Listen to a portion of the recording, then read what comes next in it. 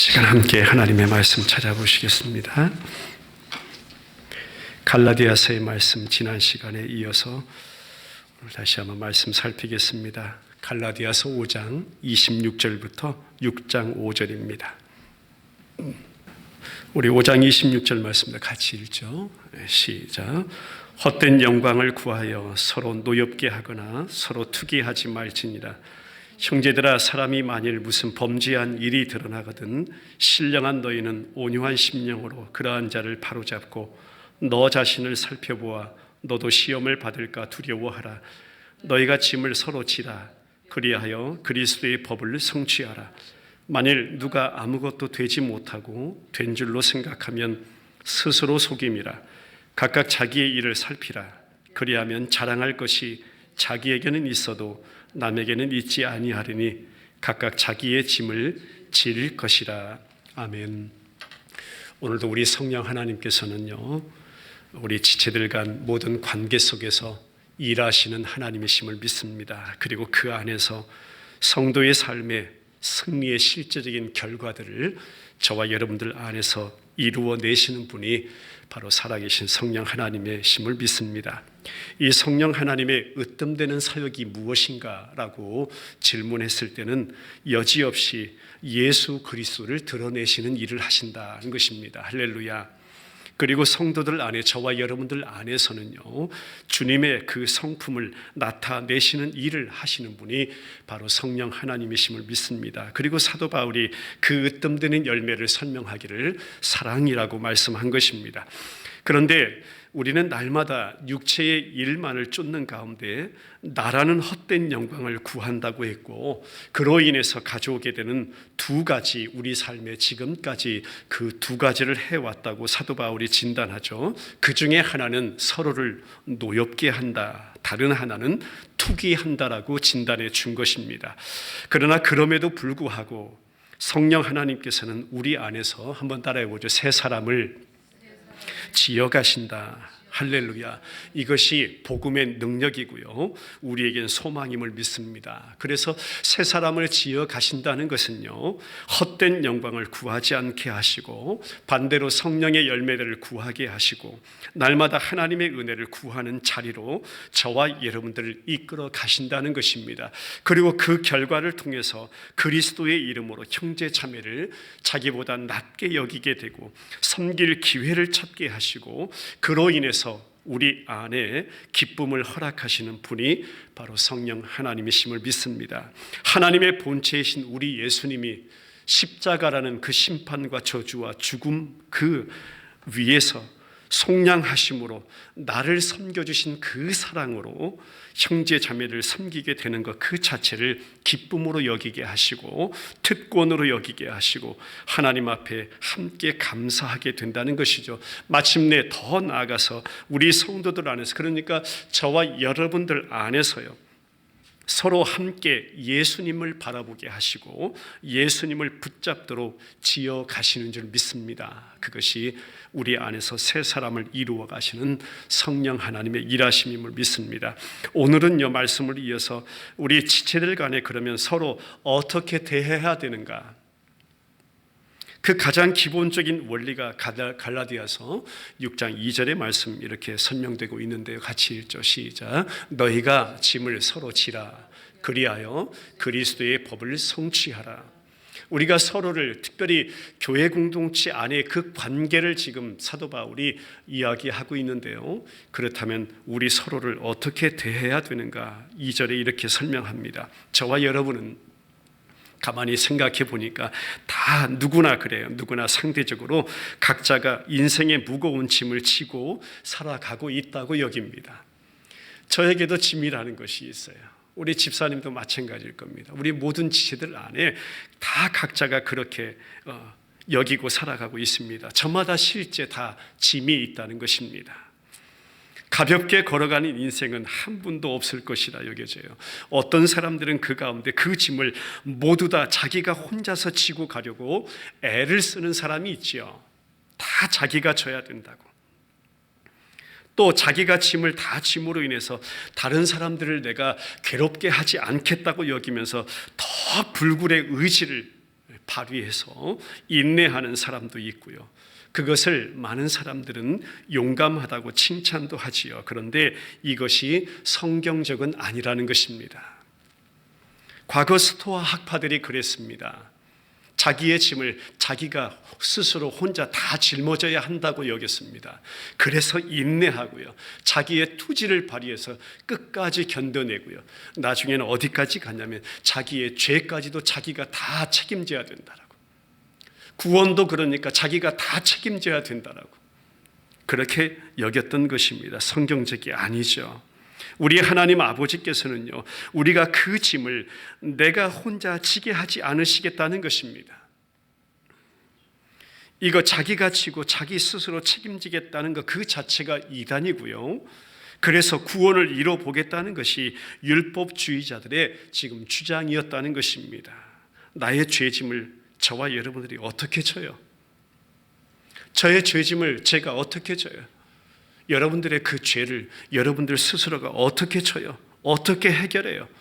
자, 나아가서 우리 일상의 모든 짐이라고 말할 수 있는 것들도 있죠. 그 누구도 대신 질 수 없는 우리의 죄짐만 봐도요, 그 모든 죄의 짐, 그 모든 것을 이미 담당해 내신 분이 계시다고 성경은 말씀하고 있고요.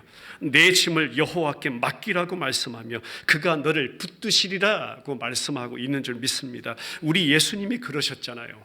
짐 하면 떠오르는 성경의 말씀이 있죠. 수고하고 무거운 무엇 짐진 자들아 다 내게로 오라 하셨고요.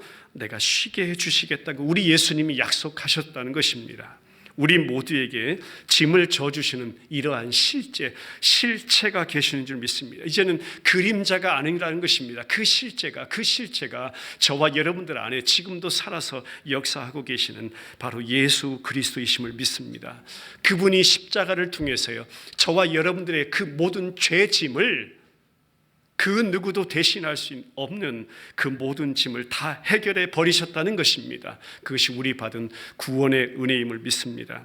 여기에 사도 바울이 어떤 차원을 설명하고 있냐면요, 갈라디아서의 말씀에서는 지라라는 말씀을 설명하고 있는 것입니다. 지래요. 이미 다 모든 죄짐을 담당하셨는데 우리 예수님이. 그런데 사도 바울이 여기 지라라는 말씀을 설명하고 있는 것입니다. 원문 헬라어 의미를 보면요, 일시적인 어떤 도움이 아닙니다. 지라하는 것은요, 한 번 일로 끝나는 것이 아닙니다. 서로 계속적인, 사도 바울이 지금 이 갈라디아 교회 공동체 안에 그 영적인 상황을 바라보면서 말씀을 선포하는 그 배경을 통해서 우리 말씀을 보았으면 좋겠습니다. 계속적인 교회의 공동체 안에서 그 공동체적 그 관계를 가지면서, 우리 말씀의 제목을 드렸잖아요. 관계. 그 관계성을 가지면서 돕는 것을 의미합니다. 지속적이다. 교회 공동체 안에서이다. 관계를 가진 것. 그 안에서 지라하는 것입니다. 너무나 어쩔 때는 가혹해서요, 감당하기 힘든 일이 있습니다. 너무나 가혹해서 내가 도저히 감당할 수 없는 짐이라는 것이 있습니다. 또 어쩔 때는 내가 어느 순간 범죄로 인해서 스스로 내가 감당해내야 될 그런 책임이 생길 때도 있습니다. 자, 더 가깝게 삶의 현장에서 겪는 시험이 있습니다. 저나 여러분이나 인생을 살아가면서 누구나 경험하게 될 좌절이라는 것이 있습니다.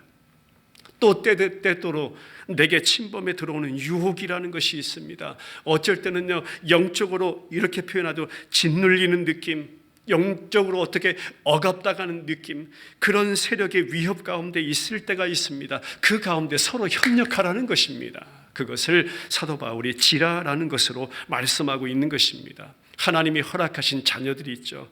교회 공동체가 있죠. 이렇게 우리 가운데 우리 옆에 허락하신 형제 자매 교회 공동체, 서로가 도움을 구하라는 것입니다. 한번 따라해보죠. 서로가 도움을 구하라. 왠 줄 아세요? 하나님 앞에서는 우리 모두가요, 하나님 앞에서는 저나 여러분이, 우리 모두가 이미 죄의 모든 짐을 우리 예수님께서 십자가에서 다 담당해 내셨음을 경험한 자들이기 때문에 그래요. 그 은혜를 경험한 자가 저와 여러분이에요. 우리들이에요. 그래서 오늘도 주님의 그 은혜가 동일하게 필요한 존재들이기 때문에 도움을 구하라는 것입니다. 그러니까 그러한 백성들 사이에서 서로 도움을 구하는 것은 내가 절대 연약하다고, 그렇게 연약함의 표시가 절대 아니다. 분명 우리 모두에게 또 다른 짐들이 있다. 이 우리 형제들에게, 우리의 자매들에게 때로는 두려움이 있고, 때로는 염려도 있고, 때로는 분노도 있고, 때로는 상함도 있고, 유혹이 있을 때도 있고, 실족할 때도 있고, 실패할 때도 있고, 의심이 들 때도 있고, 슬픔이 찾아올 때도 있고, 연약함을 느낄 때도 있고, 홀로 눈물을 흘릴 때가 있다는 것입니다. 그때 다 주님께 맡길 수 있으니까 우리 형제들에게, 우리 자매들에게, 교회 공동체, 우리 지체들에게 서로 도움을 구하라는 것입니다. 그리고 그 가운데 중요한 것은 우리 예수님께서 모두 다 돌보시는 것은 의심의 여지가 없다는 것입니다. 할렐루야. 베드로 전서의 말씀 가보죠. 5장 7절인데 시작. 너희 염려를 다 주께 맡기라. 이는 그가 너희를 돌보심이라. 그래서 형제 자매들 그 가운데서도요, 함께 결국 누구를 바라보게 하시며 성령 하나님의 역사가 그거예요. 우리 예수님을 드러내거든요, 우리 안에서. 그렇기 때문에 그 가운데서 예수님 한 분을 바라보도록 역사하신다는 것입니다. 그가, 그 주님께서 모두 다 돌보신다는 것은 의심의 여지가 없다는 것입니다.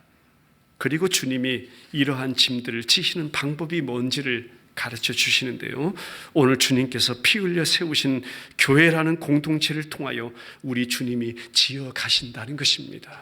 할렐루야. 그래서 교회 공동체가 너무나 소중하고 중요한 것입니다. 사도 바울 볼까요?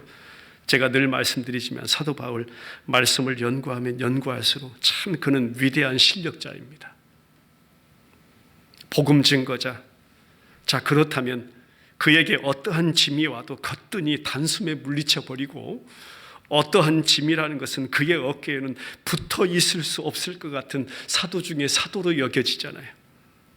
그러나 여러분, 그의 생애 전체를 성경을 통해서 다 보면요, 그의 삶의 어느 단계에서든 대단히 무거운 짐을 지고 있었던 사람이 사도 바울입니다. 심지어 그가 담대하게 복음을 외치는 그 상황 가운데, 복음 증거자가 담대하게 복음을 외치고 있는 그 상황 가운데서도 마찬가지예요. 한번 소개할까요? 사도 바울이 고린도 교회에 무슨 사건이 있었냐면 많은 분쟁 사건이 있었습니다. 그 분쟁 사건을 듣고요, 사도 바울이 그 어느 때보다 조금 심한 내용으로 그들에게 이 말씀을 써 보내게 되는 것이에요. 그런데 사도 바울 자신이 써 보낸 그 내용에 대해서, 그 내용을 받는 고린도 교회 공동체 그 지체들이 도대체 이 내가 써보낸 이 말씀에 대해서 어떻게 반응할까? 그러니까 제가 이렇게 설교한 이 내용에 대해서 우리 지체들이 어떻게 반응할까? 이 설교를 듣는 많은 사람들이 어떻게 반응할까? 단편적으로 그런 예입니다. 바울이 어떻게 반응할까? 그것 때문에요, 염려가 쉬지 않았어요. 그의 마음속에. 마음에 쉼을 가질 수가 없었어요. 사도 중에 사도인 바울이요. 그도 불안감이 너무나 컸어요. 그래서 이 바울 자신이 그 상황을 어떻게 그의 입술에서 고백했는지 아세요? 이렇게 고백했어요. 사방으로 환난을 당하여, 지금 자신의 상황이 그래요. 밖으로는 다툼이요 안으로는 두려움이었노라. 이렇게 고백하게 돼요. 그런데 바로 그 다음에 이어서 고백한 말씀이 오늘 저와 여러분들이 나누고 있는 이 말씀을 해석하게 만들어요. 어떤 말씀이냐면 고린도 후서입니다. 7장 5절 6절 시작. 우리가 마게도냐에 이르렀을 때에도 우리 육체가 편하지 못하였고 사방으로 환난을 당하여 밖으로는 다툼이요 안으로는 두려움이었노라. 6절. 그러나 낙심한 자들을 위로하시는 하나님이, 할렐루야, 디도가 오므로 우리를 위로하셨으니 했습니다. 할렐루야. 그 가운데 하나님의 위로가 부어져요. 그런데 이때 사도 바울에게 부어진 이 하나님의 위로라는 것은 바울이 시간을 정하여서 특별히 하나님 앞에 개인 기도를 드린 것이나 또 그가 주님을 기다리는 것을 통해서 주어진 방법이 아니었다는 것입니다. 이때 하나님이 사용하신, 바울에게 주셨던 하나님의 위로하는 그 방법은요, 그리스도 안에서 한 몸을 이룬 형제, 쉽게는 교회 가족이라는 그 관계, 서로 간에 복음을 나누었던 교제, 그 교통을 통해서 하나님이 사도 바울에게 그렇게 염려하고 두려워하고 쉼을 갖지 못했던 사도 바울에게 위로를 허락하셨다는 것입니다. 그리고 더 나아가서 그 또 다른 형제가 가져왔던 하나님이 그동안 어떤 일을 하셨는지에 대한 그 소식을 듣고서 사도 바울이 결국 그 하나님의 위로하심을 경험하게 되었다는 것입니다. 우리도 똑같아요. 모두가 그렇습니다. 그리스도 안에서 그리스도로 말미암아 그리스도를 통해서 한 몸을 이룬 지체들 간에 무엇 나누어요? 십자가 사랑 나누고 있잖아요. 또 무엇을 나누어요? 복음을 나누고 있잖아요.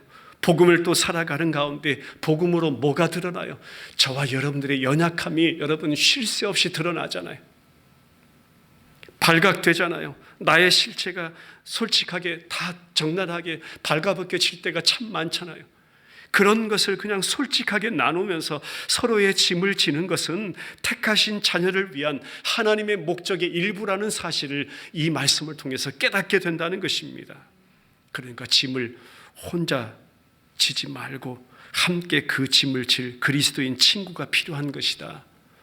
반드시 주님이 머리 되신 교회 공동체가 필요한 것이다. 그렇게 그 안에서 짐을 짐으로써 그렇게 짐을 짐으로써 사도 바울이 오늘 중요한 말씀하고 있습니다. 2절에서요. 무엇을 성취한다고 했습니까? 그리스도의 법을 성취한다고 했습니다. 그렇게 함으로써.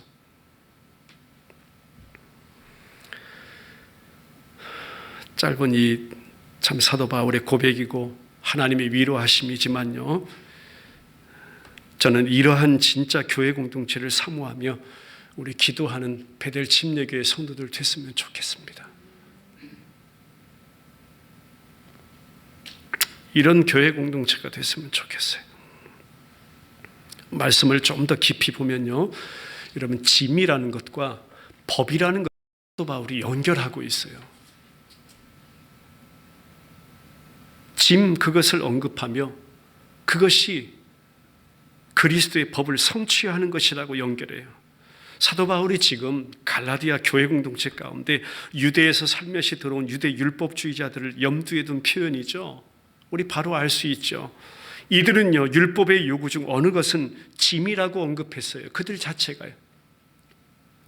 그러면서 또한 우리가 하나님께 받아들여지기 위해서 이 짐과 같은 율법을 인간이, 그러니까 우리가, 너와 내가 반드시 지켜내야 하고 그래야 하나님 앞에 받아들여지고 그래야 하나님께 구원을 얻는다고 믿으면서 이 짐, 그러니까 짐을 무엇이라 표현할 수 있어요? 이들이 주장하는 율법이라는 것으로 주장할 수 있고요. 이 짐을 갈라디아인들에게 지우게 하려 한 그 당시 배경을 우리로 하여금 깨닫게 합니다. 그 배경을 가지고 말씀을 보면, 그래서 사도 바울이 이 율법주의자들이나 이 거짓 교사들에 대항하면서요, 율법을 하나의 짐으로 성도들에게 지우게 하는 대신에 너희의 그 율법을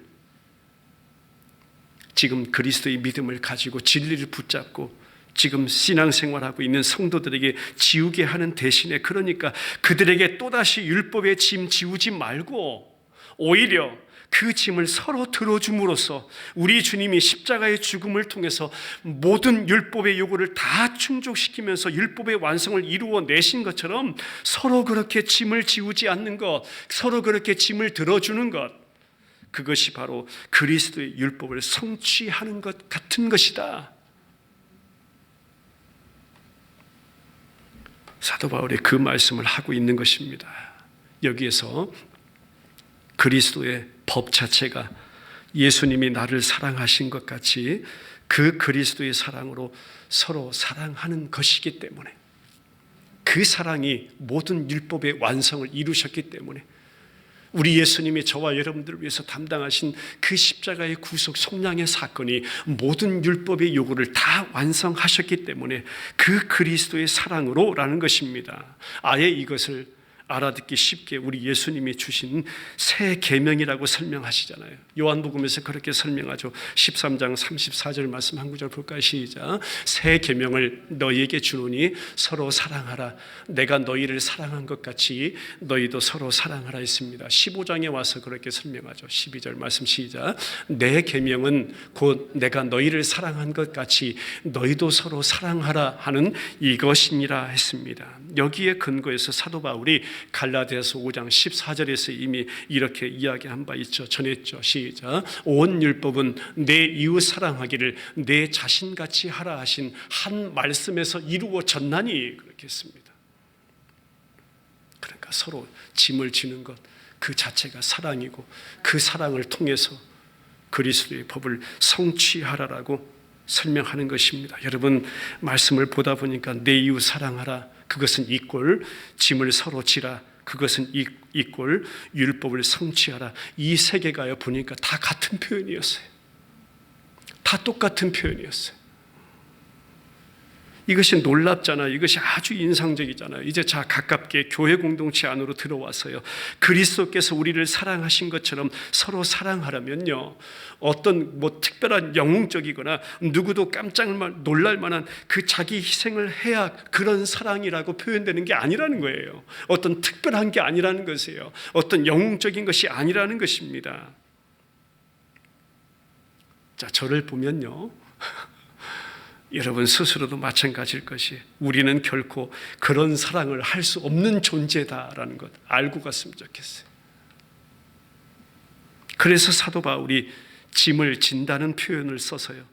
훨씬 더 평범한 것, 훨씬 더 실제적인 것, 우리 가족들의 일상으로 끌어당긴 것입니다. 성경에서는 그걸 상징적으로 하나님 앞에서 용서받은 죄인, 그 죄인의 모습을 어떻게 비유하냐면 나와 성도 지체들을 여자로 비유할 때가 있죠. 어린 아이로 비유할 때가 있죠. 때로는 노인으로 설명할 때 있죠. 그래서 어린 아이들이나 또 여자들이나 노인 서로 그의 곁에 다가가는 겸손한 마음을 설명할 때가 있었습니다. 그 마음의 준비를 가지라는 것입니다. 그런데 이 중대한 모든 사역을 우리 살아계신 하나님의 성령께서 우리 안에서 행하게 하신다는 것이 소망임을 믿습니다. 나는 결코 그 어떤 영웅적인 것도 어떤 평범한 것도 사랑을 도대체가 할 수 없는 존재이지만 앞에서 제가 말씀드렸죠. 성령 하나님께서는 우리 안에서 그 일을 이루어 내신다는 것입니다. 결국 성령께서 우리 안에서 그리스도의 법을 성취해 내신다는 말씀의 의지임을 믿습니다. 자, 하나님 앞에서는 저나 여러분이나 모두가 서로 필요한 존재입니다. 제게는 우리 사랑하는 지체들이 필요하고 우리 지체들에게는 또 제가 필요한 존재로 여겨졌으면 좋겠습니다. 서로 참 필요한 존재예요. 그런데 서로의 짐을 질 생각이 없다면 그것 역시 사도 바울이 표현하는 그 차원을 설명한다면 내가 그보다 뛰어나다고 생각하기 때문입니다. 뛰어난다면 그렇게 여기다면 서로의 필요를 또 살피고 정말 바울이 설명한 대로 짐을 질 생각을 가져야 하는데 그렇지 않게 된다는 것입니다. 이것을 사도 바울이 6장 3절에서 이렇게 설명하는 거예요. 시작. 만일 누가 아무것도 되지 못하고 된 줄로 생각하면 스스로 속임이라는 말씀으로 설명합니다. 지체들의 이러한 짐도 함께 나누어지지 못하면서 지금 율법주의자, 거짓 교사들에 대항해서 그렇게 하지도 못하면서 형식적인 율법에 빠져서 스스로 나는 모든 율법을 지켰다고 착각하는 자들의 모습을 지적하고 그것을 영적으로 교만한 자, 하나님의 절대 기준인 말씀을 무시하고요. 율법을 자신의 의와 종교적인 욕구를 충족시키는 그 모든 것을 위해서 지켜냈다고 스스로 자랑하는 자들을 가리켜서 3절에 이렇게 표현한 것입니다. 그들 스스로 속이는 자들이다. 이것이 앞서 5장 26절에 이미 사도 바울이 말씀한 것 있죠. 시작. 헛된 영광을 구하여, 그것을 헛된 영광을 구하는 모습으로 설명하면서 시작. 서로 노엽게 하거나 서로 투기하지 말지니라. 헛된 영광은 자만이라고 했고 교만이라고 설명드렸습니다. 이것은 결국 나를 우상으로 구할 때 다른 사람들을 노엽게 하거나 투기하게 되는 그 두 가지 결과를 가져온다라고 했습니다. 이것이 자신이 내가 뭔가 대단한 존재라고 생각할 때 오히려 서로의 짐을 지기를 거절하는 결과를 가져오게 된다라는 것이, 말씀 보면서 이런 깨달음을 참 얻게 되었습니다. 우리 모두가 하나님 앞에서는 용서받고 은혜를 입은 죄인에 불과한 존재이다. 그러고 보니까 참 나는 아무것도 아닌 존재이다. 하나님께서 어느 순간 우리 자신의 모습을 있는 그대로 보여주시고 깨닫게 하실 때는요, 그런 때가 반드시 있어요. 그런데 그럴 때는 이게 과장된 고백이 아니라는 사실도 바로 알게 돼요. 이게 당연한 고백이라는 사실을 바로 알게 된다는 것입니다. 그렇구나. 하나님 앞에서는 참 내가 아무것도 아닌 존재이구나. 하나님 자신의 형상으로 나를 지으셨는데 하나님께 반역한 자가 나였구나. 그러니 하나님의 손에서 내가 무엇을 달라고 구하기보다는 하나님의 손에는 멸망 외에는 내가 아무것도 받을 자격이 없는 자가 바로 나이구나. 그것을 사도 바울이 설명한 대로 너희의 허물과 죄로 이미 죽은 자가 나이구나. 죄의 종 되었던 자가 나이구나. 이미 하나님의 진노 아래 놓였던 자가 나이구나. 그런데 우리 성경 번역본에는 빠져 있지만 원문 헬라어 성경이나 영어 번역본에는 해석이 되어 있는 말씀 한번 따라보죠. But God. 그러나 하나님이, 이것이 복음의 은혜이다. 이것이 복음의 능력이다. 그러나 하나님이, 긍휼이 풍성한 하나님이 우리를 사랑하신 그 큰 사랑을 인하여 허물로 죽은 우리를 그리스도와 함께 살리셨고 너희는 은혜로 구원을 받은 것이다.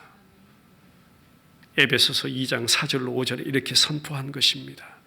이것을 저와 여러분들이 깨닫고요, 이 사실을 저와 여러분들이 기억할 때 나 자신을 다른 사람과 절대 비교하거나 유리하거나 우월하다고 생각하지 않게 된다는 것입니다. 그들을 섬기거나 그들의 짐을 지는 일을 거절하지도 않게 된다는 것입니다. 내가 예수 그리스도를 통해서 구속함을 받은 자녀된 것을 절실히 깨닫게 될 때 더욱 자신을 다른 사람들과 비교치 않게 된다는 사실을 설명하고 있는 줄 믿습니다. 이런 배경 가운데 사도 바울이 그러는 거예요. 이 비교를 대단히 가증스럽고 위험한 것이라고 진단하면서 이렇게 말씀하는 것입니다. 서로 간의 비교, 우월함, 교만, 자만, 이것들을 설명하는 것입니다. 4절과 5절의 말씀을 우리가 읽었지만 각각 자기의 일을 살피라 했습니다. 각각 자기의 일을 살핀다는 것은요, 불 속에서 우리가 알고 있는 금의 어떤 순도, 이것이 몇 퍼센트인지 우리 99% 순금이라고 하잖아요. 그 불 가운데 금의 순도를 측정하듯이 엄격하게 우리 자신의 믿음을 시험하고 헤아려 보라는 것이 자기의 일을 살피라는 것입니다.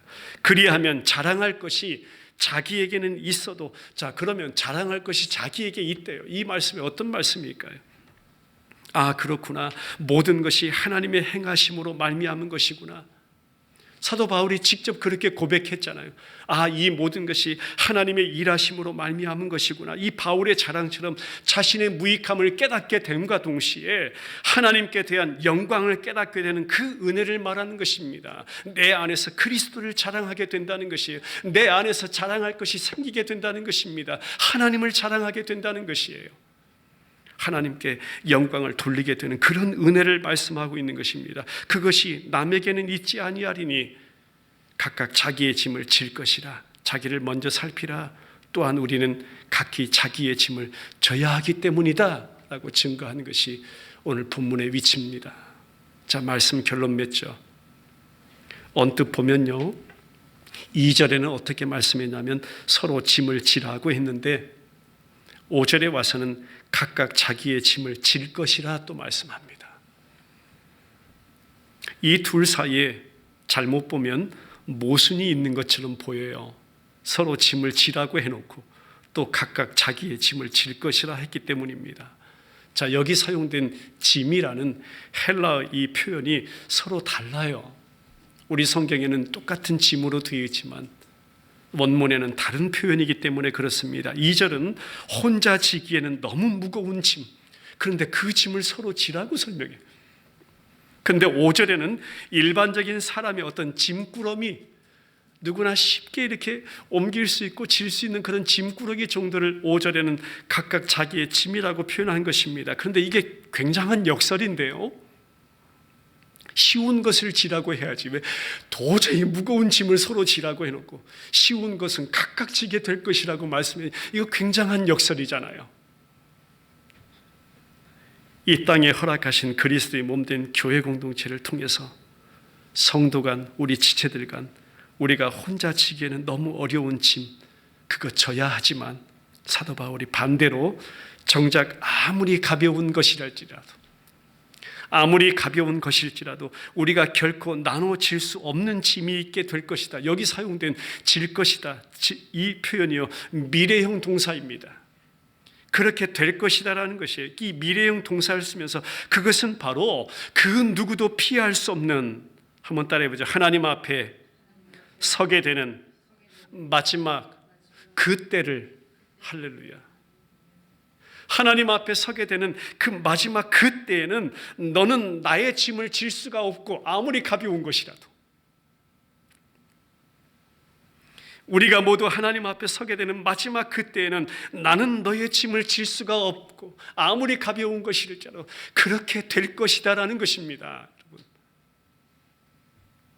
마지막 심판의 때, 그런 차원에서 지금 너희들 가운데 허락해 주신 그리스도의 피로 값지고 세우신 교회 공동체가 얼마나 소중한 것이냐. 그 교회 공동체 안에서 서로 상호간 관계 안에서 우리 성령 하나님은 반드시 일하고 계시는데 그 관계 속에서 서로 짐을 지라. 어떠한 무거운 것이라도, 어떠한 연약한 모습이라도 서로 나누라. 복음을 살아가며 드러나는 그 연약함, 그것이라도 나누라. 서로 짐을 지라. 그것이 그리스도의 사랑으로 서로를 섬기는 삶의 전부이다. 더 나아가서 사도 바울이 사랑으로 서로 종노릇하는 역사가 그것이다 라고 외치고 있는 줄 믿습니다. 그 마지막 때에는 왜요? 모든 것이 밝히 드러나기 때문에, 마지막 심판의 때는 모든 것이 밝히 드러나기 때문에, 그때는요, 율법이 은혜로 바뀐다든지, 그때는 불신이 갑자기 믿음으로 바뀐다든지 이 둔갑되는 일은 마지막 그때는 없게 된다는 거예요. 우리 지금 저와 여러분들이 경험한 것이 뭐예요? 율법이 은혜로 바뀌었잖아요. 불신이 믿음으로 바뀌었잖아요. 근데 결국 마지막 그때에는 그렇게 바뀌거나 둔갑되는 일이 없게 될 것이다. 그러니 성도들의 서로 짐을 지는 것, 이것은 이꼴 사랑, 이것은 종노릇의 역사. 자, 중요한 것이 한 가지 있습니다. 사도 바울이 전체 문맥을 시작하는 5장 16절이나 또 5장 25절, 분명히 사도 바울이 먼저 언급한 것이 있습니다. 한번 따라해서 보죠. 성령을 따라서 행하라. 할렐루야. 이것이 해답입니다. 영적 위선을 모두 버리라. 거짓을 버리라. 그리고 이것을 사모하라. 성령을 따라 행하게 하소서. 갈라디아 교회여, 이 시대 모든 교회들이여, 사도 바울의 외치는 본문의 진정한 의미임을 믿습니다. 이 말씀 다음 시간에 계속 연결해서요, 사도 바울이 서로 짐을 진다는 것에 한 예를 들었습니다. 그것이 6장 1절의 말씀인데요, 이 서로 짐을 진다는 것에 대한 사도 바울이 설명하는 예를 다음 시간 이어서 우리 말씀을 나누죠. 같이 기도드리겠습니다.